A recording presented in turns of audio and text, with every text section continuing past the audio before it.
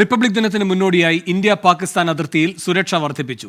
Operation സർദ് ഹവ എന്ന പേരിൽ 15 ദിവസത്തേക്ക് അധിക നിരീക്ഷണം ഏർപ്പെടുത്തി. അതിർത്തി രക്ഷാസേന കൂടുതൽ സംഘത്തെ വിന്യസിച്ചു. ആർ അച്യുതൻ ഡൽഹിയിൽ നിന്ന് ചേരുന്നു കൂടുതൽ വിവരങ്ങളുമായി. അച്യുതൻ, ഈ കഴിഞ്ഞ ദിവസങ്ങളിൽ ഉണ്ടായ ഭീകരാക്രമണത്തിന്റെയൊക്കെ പശ്ചാത്തലത്തിലാണോ അതീവ സുരക്ഷ?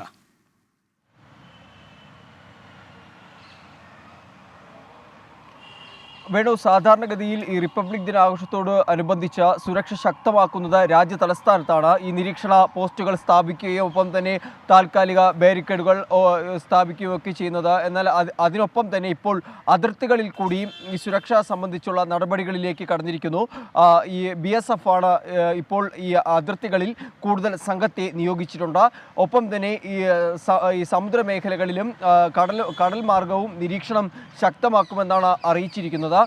ജമ്മു കാശ്മീർ, പഞ്ചാബ്, രാജസ്ഥാൻ, ഗുജറാത്ത് എന്നീ 4 സംസ്ഥാനങ്ങളിലാണ് ഈ സുരക്ഷ ഇപ്പോൾ ശക്തമാക്കിയിരിക്കുന്നത്. ഇതിന് മറ്റൊരു കാരണം കൂടിയുള്ളത്, ഈ റിപ്പബ്ലിക് ദിനത്തോടൊപ്പം തന്നെ ഈ അയോധ്യ പ്രാണപ്രതിഷ്ഠ ചടങ്ങ് 22-ന് നടക്കുകയാണ്. ഈ 2 കാര്യങ്ങളാണ് പ്രധാനമായും കണക്കിലെടുത്തുകൊണ്ട് സുരക്ഷ ശക്തമാക്കിയിരിക്കുന്നത്.